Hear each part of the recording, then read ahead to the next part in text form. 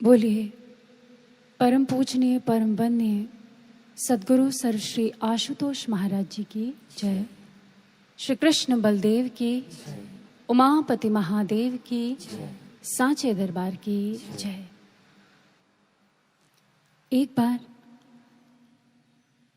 गुरुदेव श्री आशुतोष महाराज जी के सानिध्य में हमें बैठने का सौभाग्य मिला और महाराज जी ने उस दिन जीवन की अबूझ पहेली को हम सभी के समक्ष समझाते हुए एक बहुत सुंदर भजन गुनगुनाया। उस भजन के बोल आज के समय के लिए एक बहुत गहरा चिंतन और एक चेतावनी अपने भीतर संजोए हुए थे।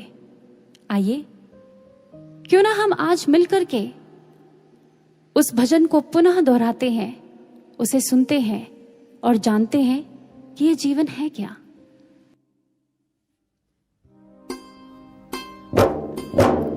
वो जीवन क्या जिस जीवन में, वो जीवन क्या जिस जीवन में जीवन को मुक्त बना ना सके हम, उनको विवेकी नहीं कहते हम, उनको विवेकी नहीं कहते।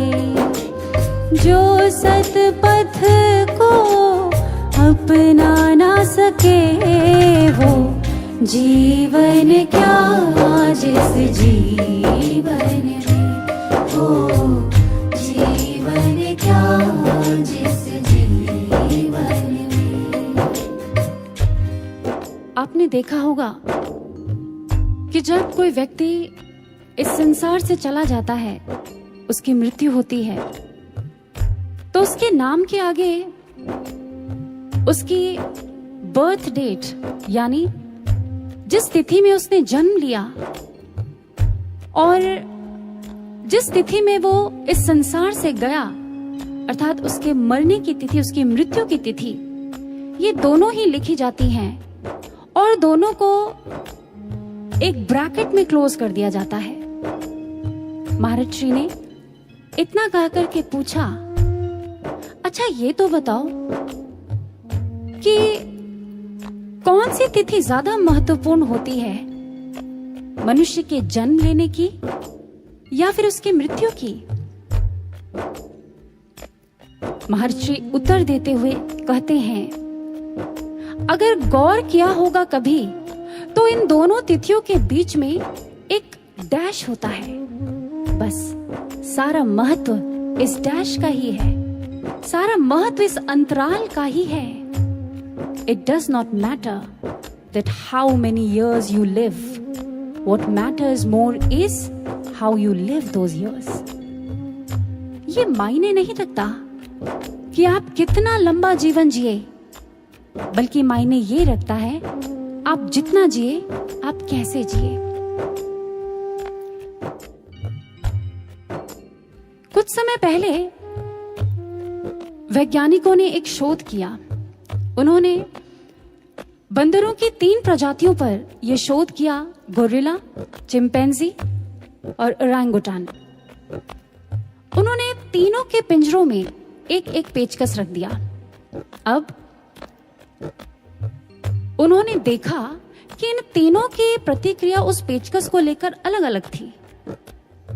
गोरिल्ला, पहले उसने पेचकस को देखा नहीं, लेकिन जब उसका पैर उस पेचकस पर पड़ा तो उसने उसे अनजान वस्तु समझकर नजरअंदाज कर दिया।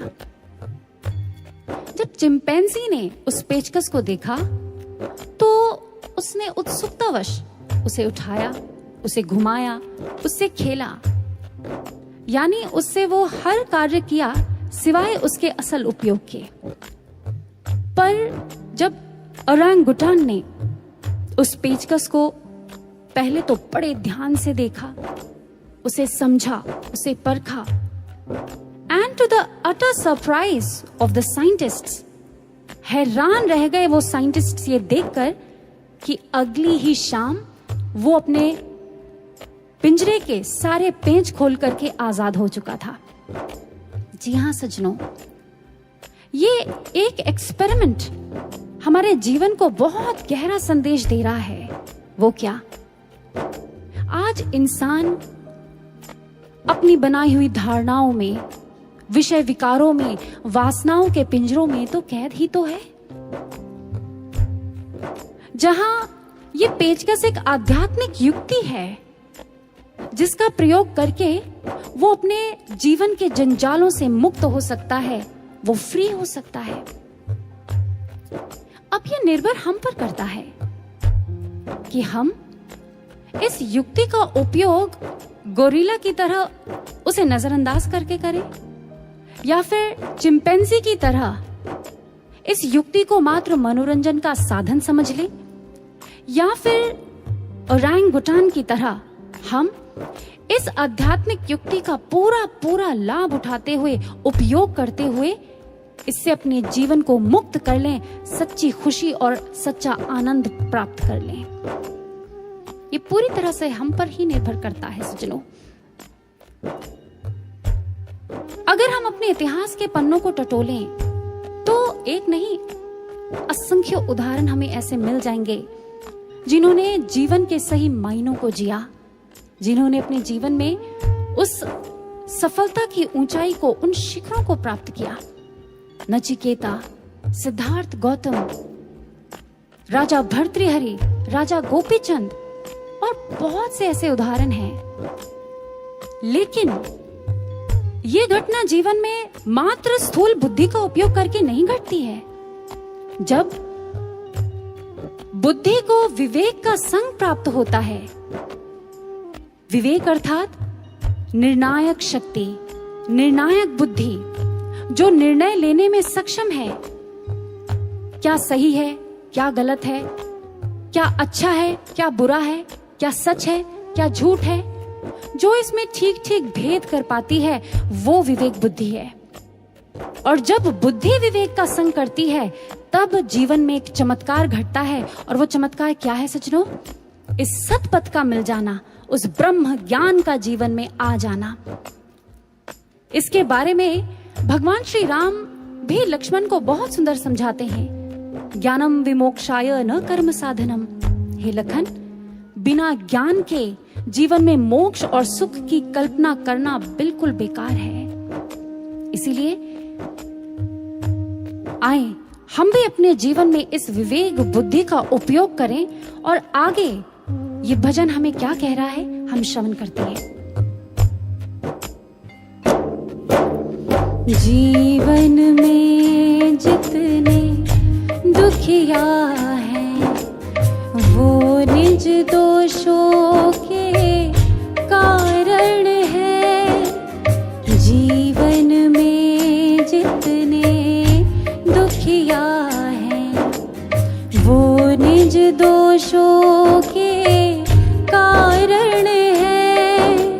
पर जिनको इतना बोध नहीं, पर जिनको इतना बोध नहीं, वो इन दोषों को मिटा ना सके। वो जीवन क्या जिस जीवन में, वो जीवन क्या जिस जीवन में। मुझे याद है उस दिन महाराज जी ने इन पंक्तियों को सुनाते हुए एक प्रश्न हमसे किया था। जानते हो कुछ लोग दुखी क्यों रहते हैं? क्यों नहीं लगता है कि उनके जीवन में आने वाले दुखों का कारण सदैव दूसरे ही हैं? तब महाराज जी ने एक पंक्ति कही और सारा सार प्रकट कर दिया। महाराज जी ने कहा, तुमने वो सुना है, काहू ना को सुख दुख कर दाता, निज कृत कर्म भोग सब भ्राता। ये सुनकर हम सभी के मन में एक गहरा मंथन चल पड़ा।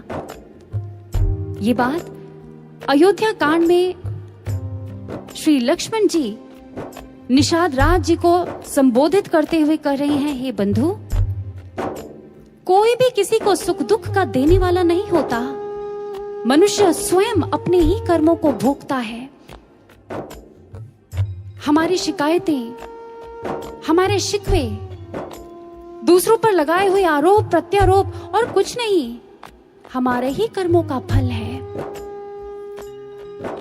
आइए इस बात को हम इंटरनेशनल बेस्ट सेलर हुए हैं पॉलो कोएल्हो, उनकी बुक में दर्ज एक इंस्टेंस से समझने का प्रयास करते हैं।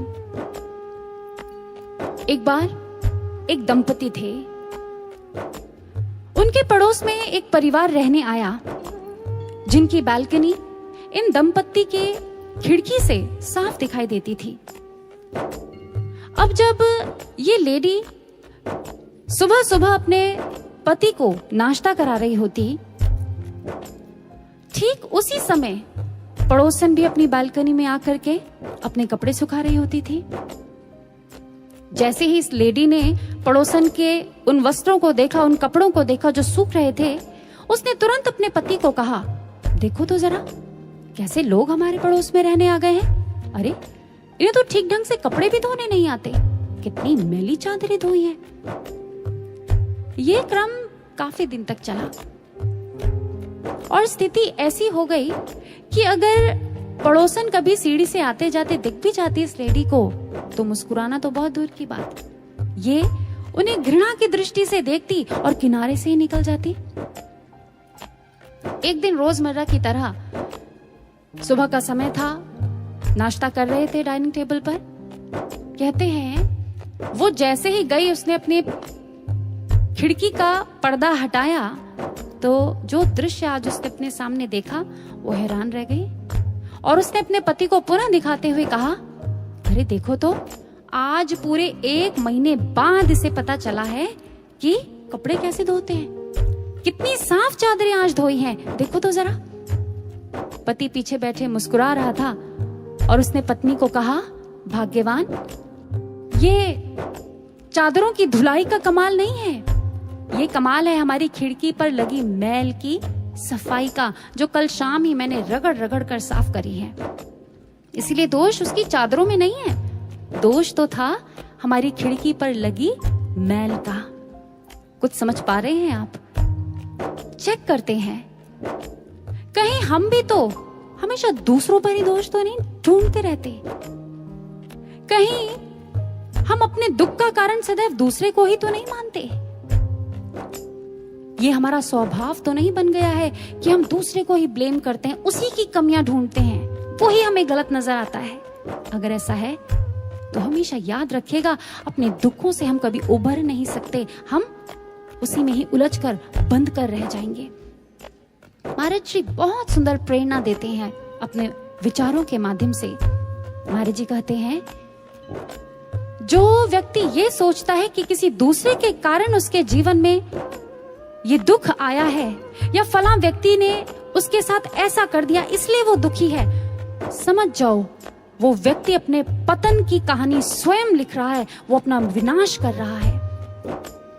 लेकिन इसके विपरीत अगर कोई ये सोच रहा है कि मेरे साथ जो भी हुआ है और जो भी हो रहा है वो सब मेरे ही कर्मों का फल है, ये सब ईश्वर की इच्छा से ही मेरे साथ हो रहा है, इसमें जरूर मेरे लिए कुछ अच्छा ही सोचा होगा उस भगवान ने, निस्संदेह फिर ऐसे व्यक्ति का इस मार्ग पर कल्याण है, उद्धार है।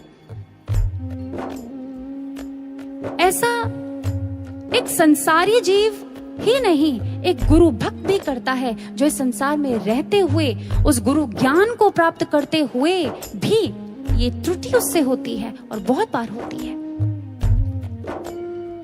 महात्मा बुद्ध के संघ का एक भिक्षु था कोकालिक।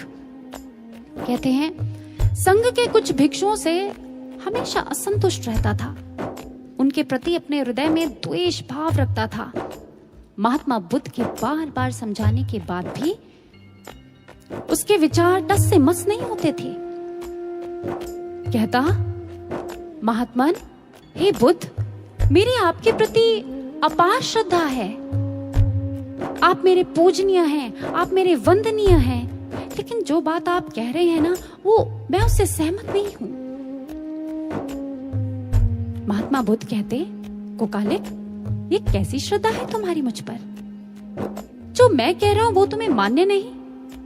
अरे जिनके कार्यों का समर्थन मैं करता हूं, मैं कर रहा हूं, तुम उन्हीं का विरोध करने पर तुले हुए हो।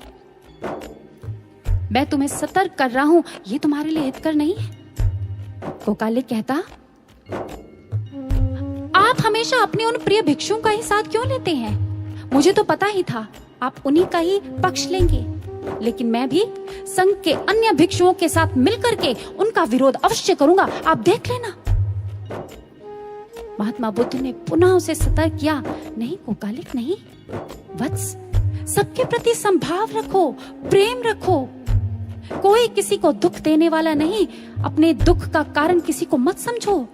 जो ऐसा करता है, जो संग में फूट डलाने का प्रयास करता है, मन मुटाव पैदा करता है, वो घोर नरकों को प्राप्त होता है। कोकालिक सावधान। कहते हैं अभी कुछ दिन ही घटे थे इस घटना को कि कोकालिक के पूरे शरीर में सरसों के से फुंसियों के दाने उभर आए। पीड़ा में है, दर्द में है, लेकिन उसके कुविचार जैसे के तैसे हैं। वो संघ के अन्य भिक्षुओं को पथभ्रष्ट करने में जुटा हुआ है, तुला हुआ है। अब उसकी हालत ये हो गई है कि उसकी दुर्भावनाएं मन, वचन, कर्म से अब विष उगल रही हैं। उसका द्वेष उस चरम सीमा को प्राप्त हो गया कि अब कोई हद नहीं है, सारी हदें लांघ चुका है उसका द्वेष। कुछ दिन बीते, अब कोकालिक की शरीर की वो फुंसियां आंवलों के दानों जैसी बड़ी हो गई और करते करते एक दिन पके हुए बेल की मानंद होकर वो फूट पड़ी, फूट गई। उनसे खून और मवाद बहने लगा। अपने शिष्य की ऐसी दुर्दशा देख करके किस गुरु का हृदय पसीजेगा नहीं सज्जनों। आज महात्मा बुद्ध का हृदय छलछला उठा। उन्होंने आज एक देव पुरुष को आज्ञा दी कि जाओ और कोकालिक के स्वप्न में जाकर उसे बोध कराओ उसके पापों का। उसे बताओ कि अभी भी समय है, वो जाकर अपने अपराधों की क्षमा मांग ले। अभी भी समय है, अभी भी कुछ नहीं बिगड़ा। आपको क्या लगता है कोकालिक ने क्या किया होगा? विनाश काले विपरीत बुद्धि। जी हाँ, वो कहता, मुझे तो पता ही था ये तथागत की ही कोई नई चाल है। अरे वो सदैव अपने उन प्रिय भिक्षुओं का साथ देते आए और देते रहेंगे, इसीलिए मैं भी कोकालिक हूं, अंतिम दम तक हार नहीं मानूंगा, डटा रहूंगा।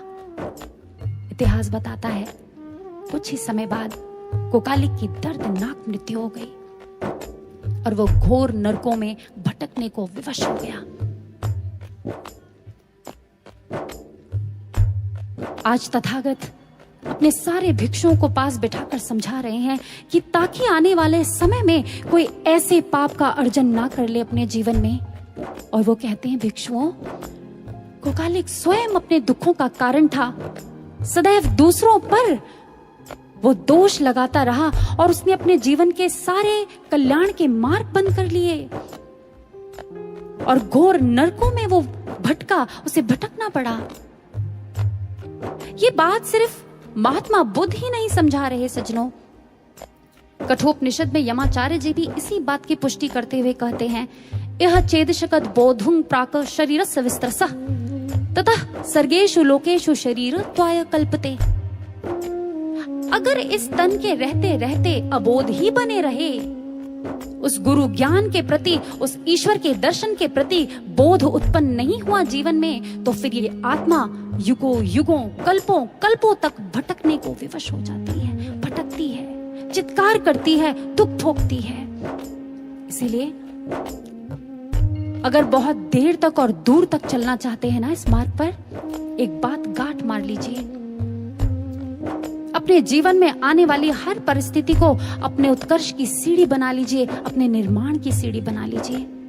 ये मत देखिए दूसरे के भीतर कितने अवगुण हैं, अपने भीतर उतरकर अपना स्वाध्याय करें हम सब और ये देखें मैं अपने दोषों को कैसे ठीक कर सकती हूँ या कैसे ठीक कर सकता हूँ। आइए आगे भजन हमसे क्या कह रहा है। श्रवण करते हैं।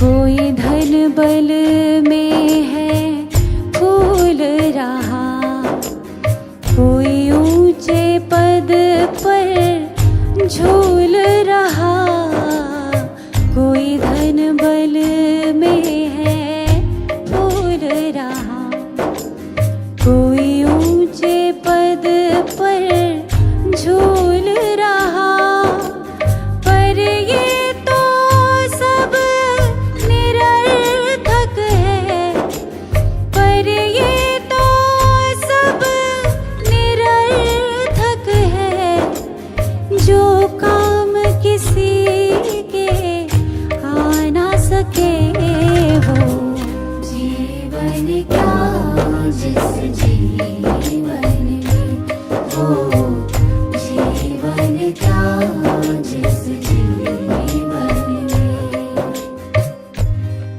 आपने इन्फ्लुएंजा का नाम तो सुना ही होगा। एक तरह का वायरस है ये। 1970 के दशक में ऑक्सफोर्ड डिक्शनरी ने एक नया शब्द जोड़ा अपने शब्दकोश में और उसे नाम दिया अफ्लुएंजा। ये भी एक तरह का वायरस ही है। इसे आप एक तरह का पैंडेमिक, एक महामारी भी कह सकते हैं। और जानते हैं इसके सिम्टम्स क्या हैं? धन, बल, पद, मान, सम्मान, ऐश्वर्य प्राप्त करने के लिए इंसान पागल रहता है, विचलित रहता है। उसे बस यही चाहिए और कुछ नहीं। कहते हैं इस महामारी के चपेट में आने वालों की संख्या अनगिनत है। कुछ उदाहरणों के तौर पर अगर आपको बताएं, हार्वर्ड ह्यूज हुए हैं जो शिकागो के एक बहुत बड़े बिजनेस मैग्नेट हुए अपने समय के। कहते हैं oil gas company, aerospace group, aircraft group, airlines, इन सब का एकलौता वारिस। इसके अलावा एक सक्सेसफुल प्रोड्यूसर, डायरेक्टर, एक इन्वेंटर और भी बहुत कुछ, न जाने कितनी उपलब्धियां उन्होंने अपने नाम पर करी थी। लेकिन जानते हैं अंत कैसा रहा? पागलपन के दौरे से अपने प्राणों को त्यागा, मृत्यु को प्राप्त हुए। और कहते हैं जिस समय उनकी मृत्यु हुई उस समय, सिर्फ उस समय जो उनकी कुल संपत्ति थी वो थी 11 billion US dollars. Can you believe that? England की प्रथम महारानी एलिजाबेथ के बारे में आप सबने सुना है। जब वो अपनी डेथ बेड में थी तो जानते हैं उनके अंतिम शब्द थे, मेरी सारी संपत्ति, मेरा सारा ऐशो आराम आज मेरे किसी काम का नहीं, क्योंकि मैं इनसे जीवन नहीं खरीद सकती। वेस्पासियन हुए हैं रोमन एम्परर। ये उनके शब्द थे जब वो अपनी मृत्यु शैया पर लेटे हुए थे। लगभग रोते हुए उन्होंने ये शब्द कहे थे, विलाप और विषाद के अतिरिक्त मेरे पास अब कुछ नहीं बचा। मैं अपने को राजा समझता था, लेकिन इस मृत्यु ने मुझे बता दिया असल राजा मैं नहीं, वो ईश्वर है। ये कुछ ही उदाहरण है सज्जनों, लेकिन आज इसी से मिलते जुलते बहुत से लोग हैं जो हमारे आपके आसपास हमको देखने को मिल जाएंगे इस संसार में। आज यही स्थिति तो हो गई है मनुष्य की। धन, संपदा, बल, वैभव, ऐश्वर्य, मान, प्रतिष्ठा, किसी चीज की कोई कमी नहीं है। लेकिन अगर आज विश्व की हालत को देखें तो किस कगार पर आकर खड़ी हो गई है ये पूरी दुनिया। हम और आप इसके साक्षी हैं। किसी ने बहुत खूब कहा, इंसान की लोभ की आंख को या तो फिर संतोष भर सकता है या फिर कब्र की मिट्टी। कहते हैं पांडवों को जब हस्तिनापुर से निष्कासित किया गया, वो दर दर भटकने के लिए मजबूर हो गए और खांडव वन में आकर के उन्होंने आश्रय लिया। वो स्थिति उनके जीवन की ऐसी थी जब वो धीर वीर गंभीर प्रकृति के लोग भी उग्र स्वभाव के हो गए। उनमें से एक भीम था। भीम कहने लगा, आज बड़ा ही उग्र सा उसका स्वभाव है, और वेदव्यास जी के समक्ष वो गुस्से में आज अपनी बात रख रहा है और कह रहा है, आखिर हमें हस्तिनापुर से निष्कासित करके दुर्योधन की क्या क्षति हुई? हे मुनि श्रेष्ठ, मैं तो कभी कभी सोचता हूं पाप का मार्ग ही सुख अर्जन करने का एकमात्र मार्ग है। मुझे तो लगता है जीवन में सफलता यानी धन संपदा मात्र अधर्म के मार्ग से ही प्राप्त की जा सकती है, क्योंकि सुख और सफलता का सीधा सीधा संबंध तो धन संपत्ति से ही है। और क्या है इस जीवन में? जानते हैं वेदव्यास जी उसके भीतर की व्यथा अच्छी तरह समझ रहे थे और वो कहने लगे, हाँ पुत्र, शायद एक सामान्य मानव के सोचने की पद्धति यही है। भीम कहने लगा, इसमें अनुचित क्या है? वेदव्यास जी ने कहा, पुत्र, ये मात्र तुम्हारा भ्रम है। जिस प्रकार जल में चंद्रमा के प्रतिबिंब को देख लेने के बाद बालक को प्रतीत होता है कि चंद्रमा जल में ही कहीं है, और उसका जब तक ये भ्रम बना रहता है तभी तक उसके लिए ये सत्य है। भीम तुनक करके कहने लगा, आप ये कैसी बात कर रहे हैं मुनिश्रेष्ठ? ये तो यथार्थ है। अरे इसे मैं देख पा रहा हूं, इसे आप देख पा रहे हैं, भला ये भ्रम कहां है?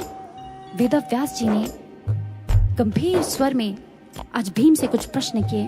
भीम, मुझे एक बात बताओ, इस जीवन में ज्यादा सुखी कौन है, मैं या दुर्योधन? आज भीम ने अपने दोनों हाथ जोड़े और कहने लगा, मुनिश्रेष्ठ, आप? पुनः एक प्रश्न रखा, ये बताओ ज्यादा सफल कौन है, मैं या दुर्योधन? भीम ने कहा, हे पितामह, आप? अच्छा, फिर मुझे ये बताओ कि अधिक आध्यात्मिक उन्नति किसने प्राप्त करी है, मैंने या दुर्योधन ने? भीम कहने लगा, हे मुनिश्रेष्ठ, आपने? आप ये कैसी बात कर रहे हैं? वेदव्यास जी ने कहा, लेकिन भीम, मेरे पास तो ना ही संपत्ति है, मेरे पास तो ना ही ऐश्वर्य है, ना ही सेना है, ना ही राज्य है। फिर हमेशा एक बात याद रखना, धन और पद अधर्म को पोषित करते हैं। जीवन में प्राप्त करने योग्य मात्र मन की शुद्धि, आत्मा की उन्नति और भौतिक बंधनों से मुक्ति है वत्स। इस बात को कभी मत भूलना। तुम सुखी हो क्योंकि तुम में राज्य की वासना नहीं, तुम सुखी हो क्योंकि तुम में धन की लोलुपता नहीं, वरना तुम लोग जीते जी अपने प्राण रहते हस्तिनापुर का त्याग कभी नहीं कर सकते थे। याद रखो, सुख अर्जन में नहीं विसर्जन में है, भोग में नहीं त्याग में है, आसक्ति में नहीं अनासक्ति में है। कितनी सुंदर ये प्रेरणा हम सबके लिए है सज्जनों। गुरु महाराज जी के समक्ष भी एक बार एक जिज्ञासु आए, उनकी भी कुछ कुछ विचारधारा इसी प्रकार की थी। अपने दोनों हाथ जोड़े और महाराज जी से कहा, महाराज जी, मैं अथाह धन संपत्ति कमाना चाहता हूँ, मैं धनाढ्य बनना चाहता हूँ, मैं धनवान बनना चाहता हूँ। महाराज जी ने मुस्कुराते हुए उनको देखा और उन्हें कहा, जानते हो, ईश्वर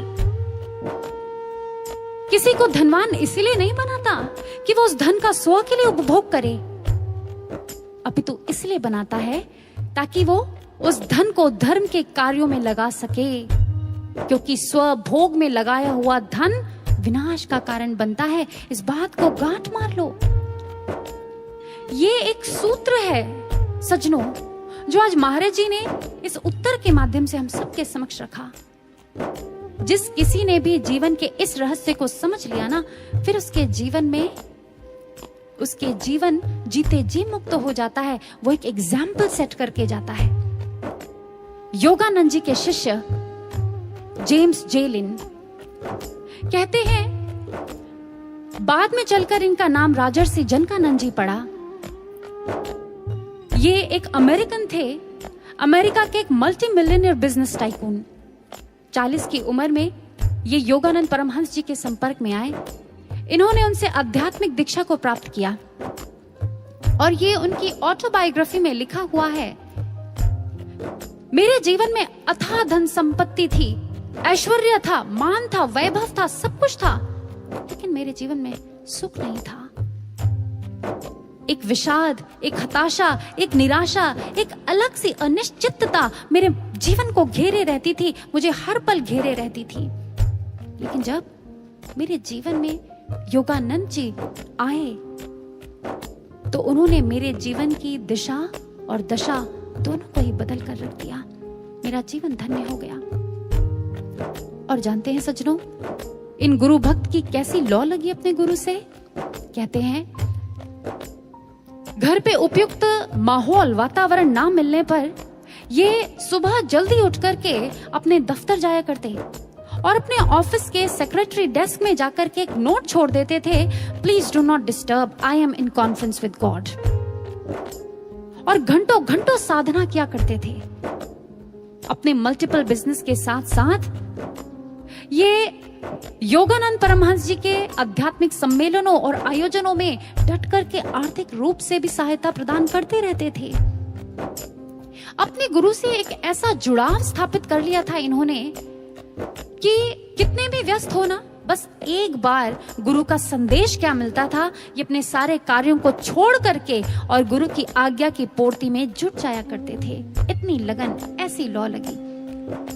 एट द एज ऑफ 63, जब अपनी मृत्यु के समय उन्होंने अपनी प्रॉपर्टी का एक बहुत बड़ा हिस्सा, a massive amount of $6 billion धर्म के प्रचार प्रसार में दान स्वरूप भेंट किया, जो आज के $56 मिलियन के करीब है। सज्जनों, धर्म और कर्म के प्रति ऐसा अनूठा सामंजस्य, एक साधक के रूप में ऐसी एक निष्ठता थी इन गुरु भक्त जेम्स लिन की, जो आज के समय के लिए एक प्रेरणा बन गए। योगानंद परमहंस जी के शब्द हैं ये जेम्स लिन के लिए, May your life be a beacon light of inspiration to spiritual seekers on earth and in the astral world hereafter. तुम्हारा जीवन आध्यात्मिक जिज्ञासुओं के लिए वो प्रखर प्रेरणा पुंज बने जो न केवल इस लोक को बल्कि उस लोक को भी जगमगाता रहे, वहां भी जगमगाता रहे। इसीलिए सज्जनों, धन वही पवित्र है, वही सात्विक है जो इस धर्म के मार्ग पर लगता है, अन्यथा वो धन भी पाप का ही कारण बन जाता है। गीता के 17वें अध्याय में भगवान श्री कृष्ण इसी बात की पुष्टि कर रहे हैं। दात्वम मिति यद्दानम दीयते अनुपकारिणे देशे काले च पात्रे च तद्दानम सात्विकम स्मृतम।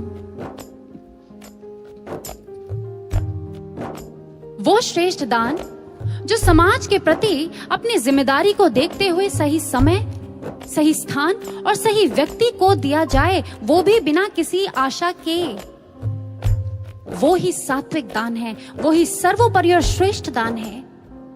आज ये पूरा विश्व हम सबसे ऐसी ही दान की आशा कर रहा है। दान इंसान की इंसानियत का, दान साधकों की दृढ़ साधना का, दान हम सबकी शुभ्र चिंतन और एक निष्ठ निष्काम प्रार्थनाओं का दान। आइए, ये युग बड़ी आशाओं से हम सबको देख रहा है, हम मिल करके इसके उत्थान की गाथा लिखते हैं। आगे ये भजन हमसे और भी कुछ कहता है, श्रवण करते हैं। जो ऊंचे पहुंचे संत जन है, उनसे पूछो पथ की बातें। जो ऊंचे पहुंचे संत जन है, उनसे पूछो पथ की बातें। जो बारह बाट के बीच में है, जो बारह बाट के बीच में है, वो हमको राह दिखा ना सके।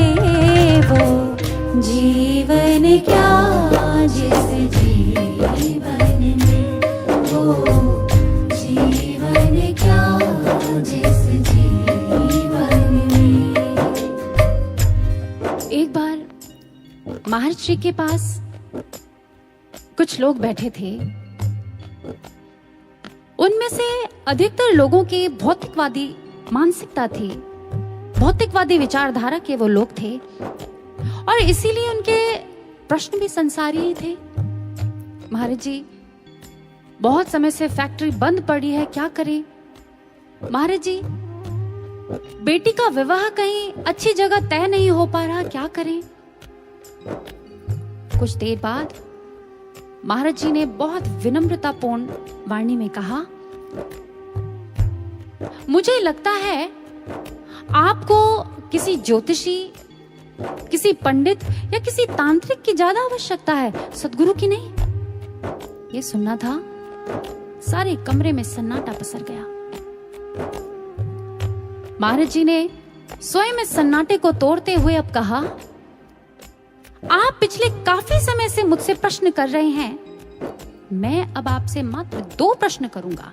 पहला, मछली जल के सबसे नीचे तल पर जाकर ही अंडे क्यों देती है? किसी ने संकोच करते हुए कहा, महाराज जी, सुरक्षा के कारण। महाराज जी कहते हैं, बिल्कुल ठीक। मछली जैसा शुद्र जीव भी अपने जीवन यापन को लेकर के कितना सतर्क है, कितना सजग है। वो तुच्छ सा जीव कितनी बुद्धि लगाता है। तो फिर हम तो उस ईश्वर की सर्वोत्तम कृति है, सिरमौर है सृष्टि का। क्या हमको इस मनुष्य तन से श्रेष्ठ जिज्ञासा नहीं करनी चाहिए? आप मुझसे पूछते, महाराज जी, अध्यात्म का मार्ग क्या होता है? महाराज जी, ये ब्रह्म ज्ञान क्या होता है? महाराज जी, मेरा कल्याण किसमें है? हमेशा एक बात याद रखिएगा, अपनी जिज्ञासा को मानवीय स्तर का ही रहने दीजिए, पाश्विक स्तर का मत बनने देना। अब मेरा दूसरा प्रश्न, मछली जल के सतह पर आकर के उलटकर कलाबाजी क्यों दिखाती है? सब एक दूसरे को देखते रहे, उत्तर किसी को मिला नहीं। महाराज जी ने उत्तर दिया और महाराज जी ने कहा, क्योंकि इस तरह से प्यासी मछली अपनी प्यास बुझा पाती है। संसार सागर में तैरते हुए हम भी अपनी आत्मा की प्यास को अगर बुझाना चाहते हैं, यही एकमात्र माध्यम है, दूसरा कोई रास्ता नहीं है। और ये मार्ग है अंतर्मुखी होने का, बहिर्मुखी नहीं। छलांग लगाइए उल्टी और अपने अंतर उतर जाइए, और ये मात्र और मात्र ब्रह्म ज्ञान से संभव है। इसीलिए अगर जिज्ञासा करनी है तो अथा तो ब्रह्म जिज्ञासा, आओ उस ब्रह्म की जिज्ञासा करें, उस ब्रह्म ज्ञान की जिज्ञासा करें। सच ही तो कहा, गुरु बिन ज्ञान न उपजे, गुरु बिन मिले न मोच, गुरु बिन लखे न सत्य को, गुरु बिन मिटे न दोष। जी हां साधकों, क्योंकि जो 12 बाट के बीच में है वो हमको राह दिखा ना सके। 12 बाट क्या मतलब है इसका? इधर उधर बिखरे हुए बहुत से मार्ग, बहुत से पथ, और जो इन बहुत से पथ का अनुसरण करते हैं ना, वो कभी भी हमें जीवन के कल्याण का मार्ग दिखा ही नहीं सकते। कभी इस अध्यात्म ज्ञान यानी इस ब्रह्म ज्ञान का मार्ग, उसका अनुसरण हमें करा ही नहीं सकते, हमें इस मार्ग पर अग्रसर कर ही नहीं सकते। वो बेचारे खुद ही इस पथ से अनजान हैं, भटके हुए हैं। जो पूर्ण रूपेण संसारी हैं, जो बिखरी हुई मानसिकता के हैं, अगर उनका संग करेंगे निश्चित ही क्षति हमारी भी होगी, इसमें कोई दो राय नहीं। इसीलिए तो कहा, सिर्फ वो ब्रह्मनिष्ठ गुरु की शरण में जाकर के उनसे उस ब्रह्म ज्ञान की याचना करें। उन्हीं के पास वो एक मार्ग है, उन्हीं के पास वो दर्शन है, और कहीं नहीं। सारे धर्म शास्त्र ग्रंथ इस बात की गवाही देते हैं। वो मोहर लगाते हैं महाराज जी के इसी कथन पर, और क्या कहते हैं? अंतस्तः सचिदानंदं साक्षात्कारं सुसादियेत यो सवेव गुरु प्रोक्तः परो नाम धरः स्मृतः। जो उस एक अव्यक्त पर ब्रह्म का दर्शन घट में करा दे, वही गुरु है, वही मार्ग है, अन्य कोई तरीका नहीं। महाभारत के वन पर्व में भी कह दिया, धर्मस्य तत्त्वं निहितं गुहायां महाजनो येन गतः सः पंथा। जिस मार्ग से होकर महापुरुष गए वही सत्य का मार्ग है और कोई मार्ग नहीं है। उपनिषद हमारे कह रही हैं, एकेन ज्ञातेन सर्वं ही विज्ञातं भवति। आप उस एक मार्ग पर चलो, उसके अलावा कोई दूसरा मार्ग ही नहीं है। वो पता चल गया तो कुछ और जानना शेष ही नहीं है। कबीरदास जी कह रहे हैं, उस एक को साध लेने से सब कुछ सधा हुआ हो जाता है। यजुर्वेद में भी कह दिया, नान्य पंथा विद्यते अनाय, अर्थात इसके अलावा कोई मार्ग ही नहीं है। हम यहां से कहते जाएंगे और आप सुनते जाएंगे, इससे लाभ नहीं है सज्जनों। लाभ है कि हम इस तथ्य को पकड़ लें, आज इस कलिकाल में अगर मुक्ति का कोई मार्ग है वो मात्र ये ब्रह्म ज्ञान है, कोई दूसरा तीसरा मार्ग ही नहीं है। हम भाग्यशाली हैं, आज हमें गुरु की वो कसौटी मिली, हमें ब्रह्म ज्ञान मिला और इन सब से ऊपर आज हमें वो शक्ति मिल गई, वो परम सत्ता मिल गई सद्गुरु सर्वश्री आशुतोष महाराज जी के रूप में। किसी ने खूब कहा, किसी के पास कुछ ना हो तो हंसती है दुनिया, किसी के पास सब कुछ हो तो जलती है दुनिया। हमारे पास युग के पूर्ण गुरु आशुतोष हैं, जिनके लिए तरसती है दुनिया, जिनके लिए तरसती है दुनिया। जी हाँ सज्जनों, कहते हैं अगर कोई नेत्रहीन गिर जाता है ना, तो ये सारा संसार उसके प्रति सहानुभूति जताती है, उसके प्रति दया प्रकट करती है। ये सारी दुनिया उसको दया की दृष्टि से देखती है। लेकिन अगर कोई आंख वाला गिरता है तो ये संसार उस पर हंसता है, उसका मखौल उड़ाता है।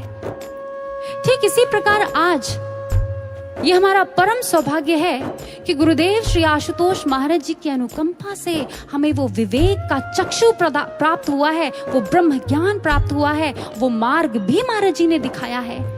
फिर भी अगर कोई गुरु के आदर्शों, गुरु के मूल्यों, संस्कारों और अपने चरित्र से गिर जाता है ना, तो फिर सिर्फ ये दुनिया नहीं हंसेगी उस पर, आने वाले कई युग उस पर हंसेंगे और कहेंगे कैसे अभागे थे, देखो तो जरा, मार्ग भी मिला, लक्ष्य भी मिला और कुछ कर भी नहीं पाए। कहीं ऐसा ना हो सज्जनों, आज नवयुग का महाकाव्य लिखा जा रहा है, जिसके ऑथर स्वयं गुरुदेव श्री आशुतोष महाराज जी हैं। उनकी ऑडियंस ये संपूर्ण मानव जाति है। उनका पर्पस यानी ध्येय ब्रह्म ज्ञान से मानव में क्रांति, से विश्व में शांति तक का ध्येय है। आइए, हम किस चीज की प्रतीक्षा कर रहे हैं? हम भी नवयुग के इस महाकाव्य में अपनी अपनी भूमिकाएं पूरी ईमानदारी से निभाएं सज्जनों। गुरु महाराज जी के पास एक बार एक भक्त बैठा हुआ था और उसने दोनों हाथ जोड़ते हुए महाराज जी से प्रार्थना करी, महाराज जी हमें कैसे पता चले कि हम इस मार्ग में दृढ़ता से चल रहे हैं? हमें कैसे पता चले कि आप हमसे प्रसन्न हैं, हम ठीक ठाक चल रहे हैं? महाराज श्री ने एक बात उन गुरु भाई को बोली और कहा, देखो इस मार्ग में 3 प्रकार के लोग चलते हैं। एक वो जिनमें दैवीय गुण होते हैं, दूसरे वो जिनमें जो अंदर और बाहर से पवित्र होते हैं, पवित्र आचरण के स्वामी होते हैं। अभी इतना सुनना ही था कि उन गुरु भाई की आंखों से अश्रुधारा प्रवाहित हो गई और वो रोने लगे, सुबक सुबक कर रोने लगे और महाराज जी के चरणों में गिर गए। महाराज जी से कहने लगे, महाराज जी मेरे भीतर तो ना ही कोई दैवीय गुण है प्रभु, और ना ही मैं भीतर और बाहर से पवित्र हूँ। मलिनताओं का पुतला हूं मैं तो महाराज जी। वासनाएं, ईर्ष्या, द्वेष, कामनाएं ये सब भरी पड़ी है। क्या फिर मैं आपके योग्य नहीं? क्या महाराज जी मैं इस मार्ग में नहीं चल पाऊंगा? दया करिए महाराज जी। महाराज जी ने जैसे ही ऐसे सुना, महाराज जी की आंखों में आज करुणा का सागर सिमट गया और महाराज जी ने अपने हाथों से उसके सर पर प्यार से हाथ सहलाया। और जानते हैं महाराज जी ने क्या कहा? महाराज जी ने कहा, और जानता है तीसरे कौन से होते हैं? जिन्हें हम चुनते हैं। और फिर जिन्हें हम चुनते हैं वो भाग्यशाली होते हैं जो कि तुम हो। हाँ, वो महाराज जी को देखता रहा, रोता रहा और देखता रहा। ये कैसी दयालुता है भगवान की, ये कैसी करुणामयी भगवान है, ये महाराज जी कितने करुणामयी है। महाराज जी ने कहा, जो मेरे आदर्शों को, मेरे व्यक्तित्व को, मेरे आचरण को अपने जीवन में उतार लेगा, धारण कर लेगा, फिर ये सब गुण तो मैं उसके अंदर ऐसे ही भर दूंगा। समझा कुछ? क्या हम समझे कुछ? जी हाँ सज्जनों, आज महाराज जी से प्रार्थना करें, महाराज जी जिस लक्ष्य के लिए आपने हम सबको चुना है ना महाराज जी, हम सब भी उसके योग्य तो नहीं है, लेकिन ये आपकी करुणा है, आपकी दया है, अथाह ममता है हमारे प्रति कि आपने हमें इस योग्य समझा। आपने हमारे भीतर वो संभावनाएं खोजी, आपने हमारे भीतर जिंदगी का सही मर्म जगाया और हमें अपने संग चलने का वो गौरव प्रदान किया। महाराज जी, हमें तो ऐसी कोई भी बात नहीं है। हे महाराज जी, हम आपका शुक्रिया अदा कैसे करें? महाकाव्य में चुनकर हमको जीते जी निर्वाण दे दिया। हमने तो एक किरण मांगी थी, तुमने तो दिनमान दे दिया। परम चेतना और अनंत करुणा के सिंधु हो तुम। धूल से दूषित कण हैं हम, जो मलिनताओं में कहीं थे गुम। संभावनाएं खोजी हम में, अपने संग चलाया है। ना कुछ किया न कर पाए, फिर भी हर श्रेय दिलाया है। बूंद के प्यासे चातक को स्वाति सिंधु अमान दे दिया। हमने एक किरण मांगी थी, तुमने तो दिनमान दे दिया। हमने एक किरण मांगी थी, तुमने तो दिनमान दे दिया। हम योग्य नहीं थे महाराज जी, पर आपने हमें ये अवसर दिया, आपने हमें ये सौभाग्य प्रदान किया। हमें शक्ति भी देना कि हम इस मार्ग में अंत तक ईमानदारी से अपने पूरे प्रयासों के साथ डट करके चलते रहे महाराज जी, और इस जीवन का सही मूल्य अदा करके जाएं और ऐसी प्रेरणा दीप बन करके संसार में जगमगाएं जो अमर दीप हो जाए, अमर दीप हो जाए। आइए इस प्रेरणा को क्यों ना एक बार फिर अपने हृदय में संजोते हैं।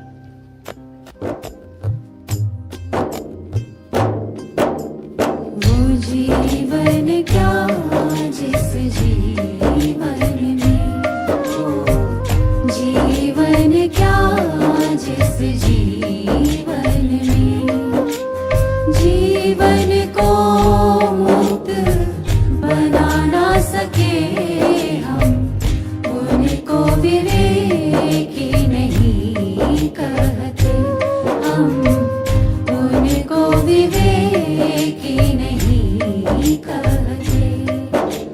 जो सतपथ को अपना ना सके, वो जीवन क्या जिस जीवन में, वो जीवन क्या जिस जीवन में, वो जीवन क्या जिस जीवन